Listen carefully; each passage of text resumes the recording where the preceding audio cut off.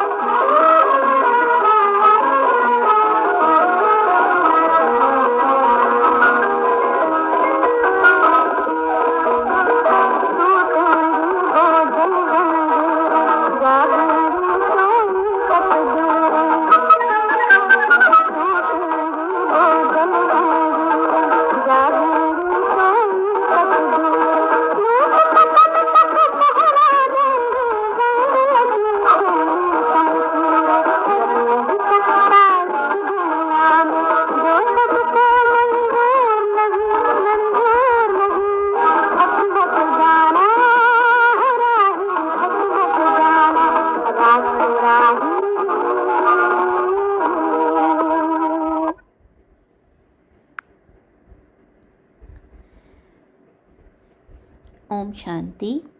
मीठे मीठे बच्चे जो यात्रा पर हैं, वैसे जो बैठे हैं उनको यात्रा पर थोड़े ही कहा जाता है। यह यात्रा कैसी वंडरफुल है। शांति की यात्रा, शांति धाम में जाने की यात्रा। रावण के राज्य में गुटखा खाकर मरना होता है। एक सत्यवान सावित्री की कहानी है ना, कि काल से भी सावित्री सत्यवान की आत्मा को वापस ले आई। वास्तव में ऐसी कोई बात है नहीं। बाकी आधा कल्प काल खाता है, अंत में गुटखा आता है। रावण जिसको वर्ष वर्ष जलाते हैं वह हमारा दुश्मन है, यह नहीं जानते। बाबा कहते हैं, मैं आया हूँ तुमको शोक वाटिका से निकाल अशोक वाटिका में ले जाने, जहाँ गुटखा खाना नहीं होता। यहाँ तो अनेक प्रकार के गुटखे हैं। माँ बाप प्रति बच्चों के गुटखे खाते रहते हैं। माँ बाप पति बच्चों के सबके गुटखे खाते रहते हैं। पति विकार में फंसाते हैं। बाप आकर इन सब गुटखों से छुड़ाते हैं और नई दुनिया में ले जाते हैं। अभी आत्मा के पंख टूट गए हैं। आत्मा उड़ नहीं सकती, फिर याद की यात्रा नहीं कर सकती। बरोबर यह बुद्धि योग की यात्रा है। लिखा है ना, मन मनाभव। इसका अर्थ कोई यात्रा थोड़े ही समझते हैं। कहते हैं राम ने बंदरों की सेना ली और बंदरों ने पुल बनाई। बंदर पुल कैसे बनाएंगे? यह तुम्हारी याद की यात्रा की पुल बन रही है, जिस पुल से तुम विषय वैतरणी नदी पार हो जाते हो। बाप इस नदी में तैरना सिखाते हैं। खेवैया है ना, विषय वैतरणी नदी को पार कराए शिवालय में ले जाते हैं। कहते हैं अमृत छोड़ विष काहे को खाए। तो ज्ञान को अमृत कहा जाता है। ज्ञान से सद्गति होती है। शास्त्रों को ज्ञान नहीं कहेंगे, वह है भक्ति की सामग्री। शास्त्र पढ़ने से सतयुग में नहीं आ सकता, सद्गति हो नहीं सकती। इसलिए उनको ज्ञान अमृत नहीं कहेंगे, वह है भक्ति। ज्ञान में पहले 100% सद्गति, फिर धीरे धीरे नीचे उतरते हैं। यह नहीं कहेंगे कि सतयुग में भी दुर्गति होती है, वहाँ दुर्गति का नाम नहीं होता। कलयुग में सबकी दुर्गति होती है। तुम जानते हो, सर्व पर दया करने वाला बाप एक ही है, जिसको श्री श्री कहा जाता है। फिर श्री श्री का टाइटल सब पर रख देते हैं। श्री कहा जाता है देवताओं को, श्री लक्ष्मी नारायण, श्री राम सीता। तो ऐसा श्री बनाने वाले को श्री श्री कहा जाता है। तुम बाप के सामने प्रतिज्ञा करते हो कि हम कभी विकार में नहीं जाएंगे। अगर प्रतिज्ञा कर फिर भूल की, तो बाप का राइट हैंड धर्मराज भी बैठा है। धर्मराज माफ़ नहीं करेगा। बाप भी गुप्त, ज्ञान भी गुप्त, मर्तबा भी गुप्त। यह सिर्फ तुम बच्चे ही जानते हो कि हमको श्रीमत देने वाला कोई मनुष्य नहीं सकता। प्रजापिता ब्रह्मा द्वारा बाप रचना रचते हैं। प्रजापिता सूक्ष्म वतन में तो होता नहीं, जरूर यहाँ ही होगा। तुम बच्चे समझ गए हो कि ब्रह्मा इस समय ब्राह्मण है। इनको भविष्य में बादशाही मिलती है। देवताएं पतित दुनिया में तो राजाई कर न सके, तो पुरानी दुनिया का विनाश चाहिए। विनाश होना भी है ज़रूर। अभी थोड़ी देरी है। तुम्हारा अभी नए झाड़ का सैम्पलिंग ही पूरा नहीं लगा है। आगे गाते थे, तव में माता पिता। सबके आगे यह महिमा गाते रहते हैं। समझते कुछ भी नहीं।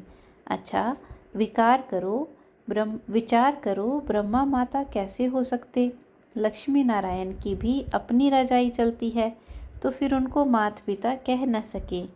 तो इस समय परम पिता परमात्मा प्रैक्टिकल में माता पिता का पाठ बजा रहे हैं। फिर भक्ति मार्ग में महिमा गाई जाती है। उसमें भी पहले शिव बाबा को तब में माता पिता कहते हैं।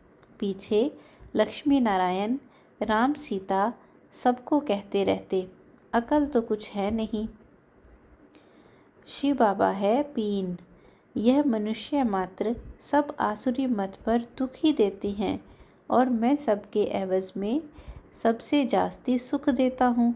मैं दाता हूँ, मैं तुम बच्चों को श्रीमत देता हूँ। बच्चे, तुम जितना याद की यात्रा पर रहेंगे, सौदर्शन चक्र फिराएंगे, कमल फूल समान बनेंगे, उतना ऊंच पद पाएंगे। इन अलंकारों का अर्थ कोई समझा न सके। अलंकार तुम ही धारण करते हो। निशानी विष्णु को दे दी है, तीसरा नेत्र भी देवताओं को दे दिया है। वास्तव में तीसरा नेत्र भी तुमको मिलता है। त्रिनेत्री, त्रिकालदर्शी अर्थ है ना। इसका अर्थ भी इस समय तुम आत्मा की बुद्धि में है। आत्मा की बुद्धि में ही सब कुछ रहता है। मेरी आँख, नाक, कान भी शरीर नहीं कहता है, आत्मा कहती है। यह मेरा शरीर रूपी महल है। आत्मा को मालूम पड़ा है, मुझ आत्मा में 84 जन्मों का पाठ नूंधा हुआ है। कितनी गुप्त बातें हैं। आत्मा को रॉकेट भी कहते हैं। जिस आत्मा को शरीर छोड़ लंदन में जाना होगा तो सेकंड में चली जाएगी। उन्होंने कितना तीखा रॉकेट बनाया है, जो सुबह चले तो शाम को पहुंच जाए। आगे स्टीमर में 3-4 मास लग जाते थे, अभी भी स्टीमर में 1 मास लग जाता है, एरोप्लेन में 1 दिन। परंतु आत्मा बहुत तीखा रॉकेट है, जो 1 सेकंड में पहुंच जाती है, जो कोई भी देख न सके। तुम आत्मा का ऑलराउंड पार्ट है। अच्छा, परमात्मा का पार्ट क्या है? द्वापर से मेरा साक्षात्कार कराने का पार्ट है। जो जिस जिस भावना से मुझे याद करता है, उनकी मनोकामना पूर्ण करता हूँ। अभी मेरा ज्ञान देने का पार्ट है। पतितों को पावन बनाने का पार्ट है। तुमको मास्टर नॉलेजफुल ज्ञान के बच्चे मास्टर गॉड के बच्चे मास्टर गॉड बनाता हूँ। जिन्होंने कल्प पहले पुरुषार्थ किया होगा वही करेंगे। बच्चे कहते हैं कल्प पहले आए थे, अब फिर से स्वर्ग का वर्षा ले रहे हैं। किसके पास? माता पिता के पास। सरस्वती सबकी माता है। उनकी माता यह ब्रह्मा, इनकी माता तो कोई है नहीं।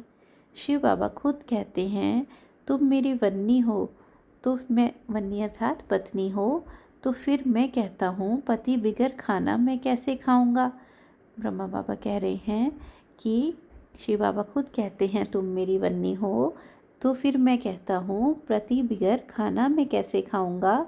तो अच्छा, शिव बाबा और हम दोनों इकट्ठे खाते हैं, नशा तो रहता है ना। तुम भी खुद कहते हो कि बाबा दलाल बनकर आया है अपने साथ सगाई कराने। तुम श्रीमत पर परमात्मा के साथ सबकी सगाई कराते हो। पंडितों ने जो विकार का हथियाला बांधा है, वह बाप कैंसल कराते हैं। अब बाप कहते हैं, तुम ज्ञान चिता पर बैठो तो गोरे बने, काम चिता पर तुम मुंह काला क्यों करते हो। श्याम सुंदर का अर्थ तुम जानते हो। श्री कृष्ण है सुंदर, अभी तो वह भी श्याम है। अब बाप ने आकर अपना परिचय दिया है। तुम हो पतित पावन गॉड फादर के स्टूडेंट। तो यह पाठशाला है। पाठशाला में पढ़ाई होती है, मेहनत करनी पड़ती है, और उन सत्संगों में मेहनत नहीं है। वहाँ तो गीता सुनी, ग्रंथ सुना और घर गया। वहाँ कोई थोड़े ही कहता है कि पवित्र बनो, यात्रा करो। आगे चल यह सब जिस्मानी यात्राएं आदि बंद हो जाएंगी। बर्फ़ पड़ी व एक्सीडेंट हुआ तो कोई जाएंगे नहीं, क्योंकि तुम्हारी यात्रा जोर होती जाएगी। हमारी यात्रा है शिवालय तरफ। पहले शिवपुरी के शिवालय में जाएंगे, फिर शिव की स्थापन की हुई पुरी शिवालय अर्थात स्वर्ग में जाएंगे। शिवपुरी और विष्णुपुरी दोनों को शिवालय कहेंगे, क्योंकि मुक्ति, जीवन मुक्ति दोनों शिव बाबा देते हैं। तो सतयुगी दैवी घराना शिव बाबा स्थापन करते हैं।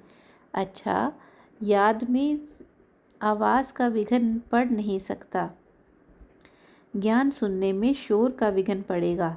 मनुष्य तो कहते हैं शांति करो, नहीं तो याद में विघ्न पड़ेगा, परंतु योग में आवाज़ विघ्न नहीं डालता, विघ्न डालती है माया। बच्चों के साथ माया की युद्ध है। बच्चों को युद्ध के मैदान में हार नहीं खानी चाहिए। माया तो घूंसा लगाती रहती है। माया ने नाक पर घूंसा लगाया तो यह गिरा, फिर खड़े हुए, फिर नाक पर लगाया तो यह गिरे। तो बाप कहते हैं, यह माया काम क्रोध के घूंसे मारती है, इससे तुम्हें बहुत बहुत सावधान रहना है, घूंसे नहीं खाने हैं। अच्छा, मीठे मीठे सिकिलधे बच्चों प्रति माता पिता बाप दादा का याद प्यार और गुड मॉर्निंग। रूहानी बाप की रूहानी बच्चों को नमस्ते। हम रूहानी बच्चों की रूहानी बाप दादा को दिलवा जान सिक्वा प्रेम से नमस्ते। धारणा के लिए मुख्य सार, ज्ञान के सब अलंकारों को धारण कर सौदर्शन चक्रधारी त्रिनेत्री त्रिकालदर्शी अर्थात मास्टर गॉड बनना है। बाप के राइट हैंड धर्मराज को स्मृति में रख कोई भी विकर्म नहीं करने हैं। पावन बनने की प्रतिज्ञा करके विकार में नहीं जाना है। वरदान है, दृढ़ प्रतिज्ञा द्वारा अलबेले के लूज स्क्रू को टाइट करने वाले तीव्र पुरुषार्थी भव। दृढ़ प्रतिज्ञा द्वारा अलबेलेपन के लूज स्क्रू को टाइट करने वाले तीव्र पुरुषार्थी भव। प्रतिज्ञा में लूज होने का मुख्य कारण है अलबेलापन। जैसे कितनी भी बड़ी मशीनरी हो, लेकिन एक छोटा सा स्क्रू लूज हो जाता है तो सारी मशीन को बेकार कर देता है। वैसे प्रतिज्ञा को पूरा करने के लिए प्लान बहुत अच्छे बनाते हो, पुरुषार्थ भी करते हो, लेकिन पुरुषार्थ व प्लान को कमज़ोर करने का स्क्रू एक ही है, अलबेलापन। वह नए नए रूप में आता है। इसी लूज स्क्रू को टाइट करो।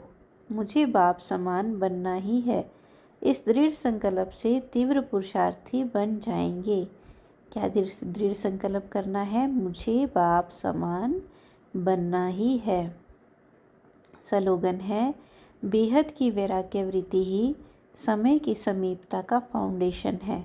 बेहद की वैराग्य वृत्ति ही समय की समीपता का फाउंडेशन है। अभी हम सुनेंगे मातेश्वरी जी के अनमोल महावाक्य। इस वर्ष के आरंभ से ही बेहद की वैराग्य वृत्ति इमर्ज करो, यही मुक्ति धाम के गेट की चाबी है। अभी तो यह सारी दुनिया जानती है कि परमात्मा एक है। उसी परमात्मा को कोई शक्ति मानते हैं, कोई कुदरत कहते हैं, मतलब तो कोई न कोई रूप में जरूर मानते हैं। तो जिस वस्तु को मानते हैं वह अवश्य कोई वस्तु होगी, तब तो उनके ऊपर नाम पड़े हैं। परंतु उस एक वस्तु के बारे में इस दुनिया में जितने भी मनुष्य हैं उतनी मतें हैं, परंतु चीज़ फिर भी एक ही है। उसमें मुख्य 4 मतें सुनाते हैं। कोई कहता है ईश्वर सर्वत्र है, कोई कहता है ब्रह्म ही सर्वत्र है, कहते हैं सर्वत्र ब्रह्म ही ब्रह्म है। कोई कहता है ईश्वर सत्यम माया मिथ्यम, कोई कहता है ईश्वर है ही नहीं, कुदरत ही कुदरत है, तो फिर ईश्वर को नहीं मानते। अब यह हैं इतनी मतें, तो वो समझते हैं जगत प्रकृति है, बाकी कुछ नहीं है। अब देखो, जगत को मानते हैं, परंतु जिस परमात्मा ने जगत रचा उस जगत के मालिक को नहीं मानते। दुनिया में जितने अनेक मनुष्य हैं उतनी उन्हों की उतनी मतें। आखिरीन भी इन सभी मतों का फैसला स्वयं परमात्मा आकर करता है। इस सारे जगत का निर्णय परमात्मा आकर करता है, अथवा जो सर्वोत्तम शक्तिवान होगा वही अपनी रचना का निर्णय विस्तार पूर्ण समझाएगा। वही हमें रचता का भी परिचय देते हैं और फिर अपनी रचना का भी परिचय देते हैं। कई मनुष्य ऐसे प्रश्न पूछते हैं, हमको क्या साबिती है कि हम आत्मा हैं? अब इस पर समझाया जाता है, जब हम कहते हैं अहम आत्मा उस परमात्मा की संतान है, अब यह है अपने आप से पूछने की बात। हम जो सारा दिन मैं कहता रहता हूँ, वह कौन सी पावर है? और फिर जिसको हम याद करते हैं वह हमारा कौन है? जब कोई को याद किया जाता है तो जरूर हम आत्माओं द्वारा हम आत्माओं को उन द्वारा कुछ चाहिए। इस समय उनकी याद रहने से ही हमको उस द्वारा प्राप्ति होगी। देखो, मनुष्य जो कुछ करता है जरूर मन में कोई ना कोई शुभ इच्छा अवश्य रहती है। कोई की सुख की, कोई की शांति की इच्छा रहती है। तो जरूर जब इच्छा उत्पन्न होती है तो अवश्य कोई लेने वाला है, और जिस द्वारा वो इच्छा पूर्ण होती है वो अवश्य कोई देने वाला जरूर है। तभी तो उनको याद किया जाता है। अब इस राज को पूर्ण रीति से समझाना है। वह कौन है? यह बोलने वाली शक्ति मैं स्वयं आत्मा हूँ, जिसका आकार ज्योति बिंदु मिसल है। जब मनुष्य स्थूल शरीर छोड़ता है तो वो निकल जाती है, भल इन आँखों से नहीं दिखाई पड़ती है। अब इससे सिद्ध है कि उसका स्थूल आकार नहीं है, परंतु मनुष्य महसूस अवश्य करते हैं कि आत्मा निकल गई, तो हम उसको आत्मा ही कहेंगे। जो आत्मा ज्योति स्वरूप है, तो अवश्य उस आत्मा को पैदा करने वाला परमात्मा भी उसके ही रूप मुआफिक होगा। जो जैसा होगा उनकी पैदाइश भी वैसी होगी। फिर हम आत्माएं उस परमात्मा को क्यों कहते हैं कि हम सर्व आत्माओं से परम हैं? क्योंकि उसके ऊपर कोई भी माया का लेप छेप नहीं है। बाकी हम आत्माओं के ऊपर माया का लेप छेप अवश्य लगता है, क्योंकि हम जन्म मरण के चक्कर में आती हैं। अब यह है आत्मा और परमात्मा में फ़र्क। अच्छा, ओम शांति।